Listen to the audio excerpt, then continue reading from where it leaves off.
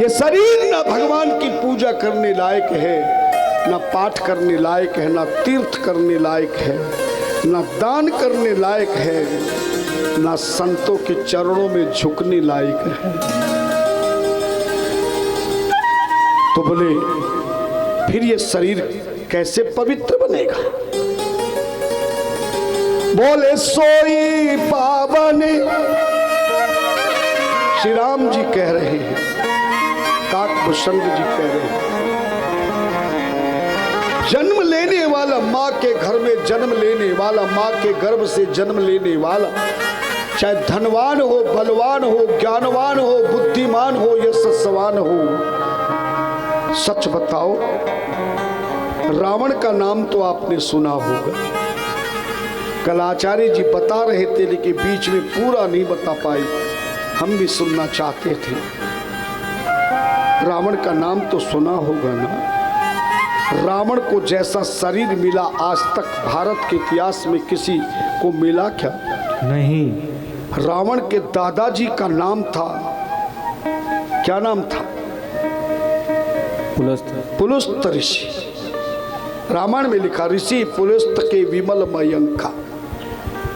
इनके पिताजी का नाम विश्रवा मुनि था। दादा और पिता दुनिया के माने में विद्वान थे, बड़े बड़े लोग उनसे प्रणाम करते थे। खुद शंकर भगवान ने समुद्र में सोने की लंका का उद्घाटन रावण के पिता विश्रवा मुनि से करवाया और पार्वती से विश्रवा मुनि ने लंका को दान में ले लिया। यजमान हो तो पार्वती जैसा हो, है ना? धन्यवाद, याद रखना।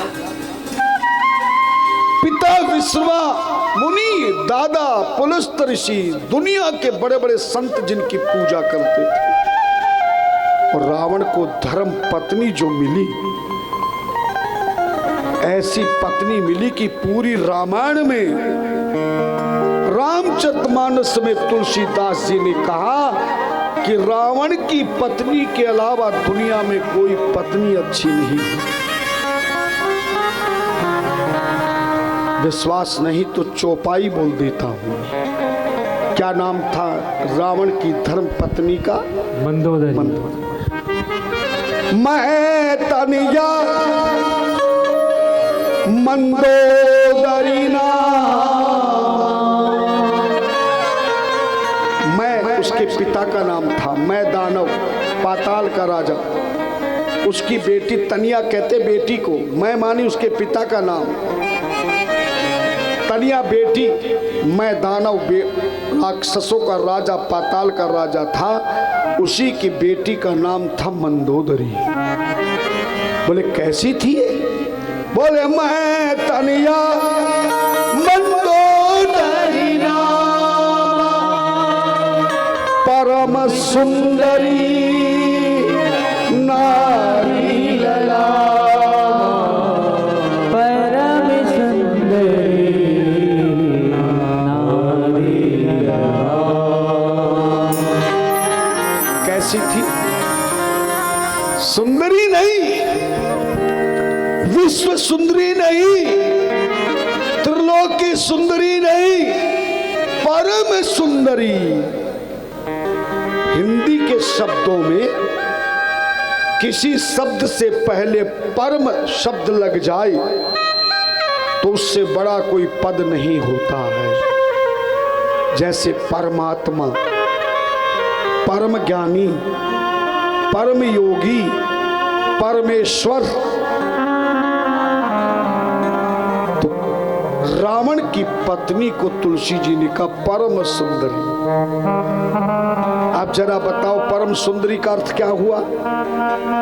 कि उससे बढ़िया कोई सुंदर स्त्री है ही नहीं। शरीर से सुंदर थी लेकिन अपने हृदय से भी परम सुंदरी थी।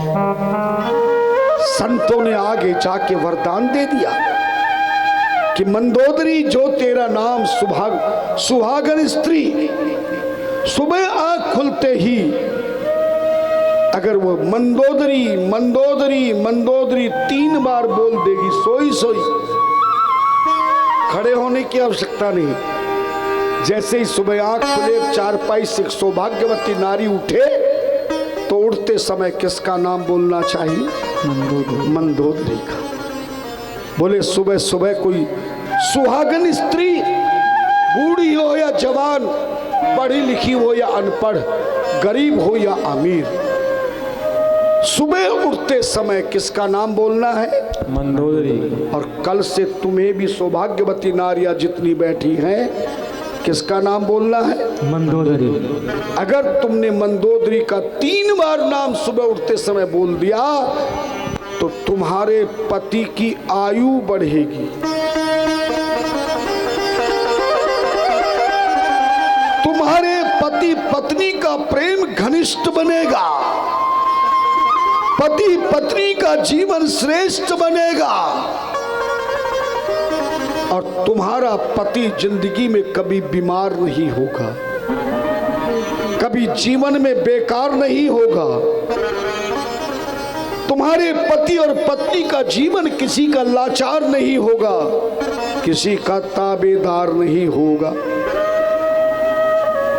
और पति से पहले पत्नी की मृत्यु होगी, पत्नी के सामने पति की मृत्यु नहीं होगी। कौन सी पत्नी का? जो सुबह उठ करके किसका नाम लेगा? मंदोदरी। मेरी बात शायद तुम्हें जम ना रही हो, मैं श्लोक बोल देता हूं। अहिल्या द्रौपदी सीता तारा मंदोदरी तथा पंचकन्या स्मरे नित्यं सौभाग्यम वर्धते। अब तो समझ में आ गया ना? अहिल्या का कोई नाम बोल ले 3 बार, द्रौपदी का 3 बार नाम बोल ले, बाली की पत्नी तारा का 3 नाम बोल ले, माता सीता का 3 बार नाम बोल ले, या सबका भी नाम ना बोले, सिर्फ आखिर में मंदोदरी का 3 बार नाम बोल ले, तो सौभाग्यम वर्धते सदा। जिंदगी में पति के सुख से वंचित नहीं रह पाओगे। अगर आप अपने पति को बस में करना चाहती हो, लेकिन किसी को बताना नहीं कि महाराज ने ऐसा बताया।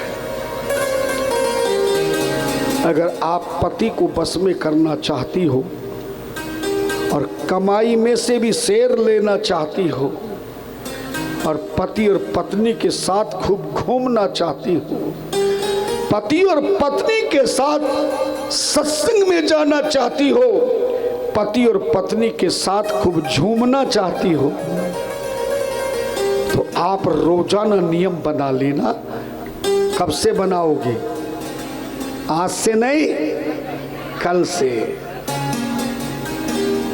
मंदोदरी का 3 बार नाम लेना, तुम्हारा सुहाग अटल अचल रहेगा।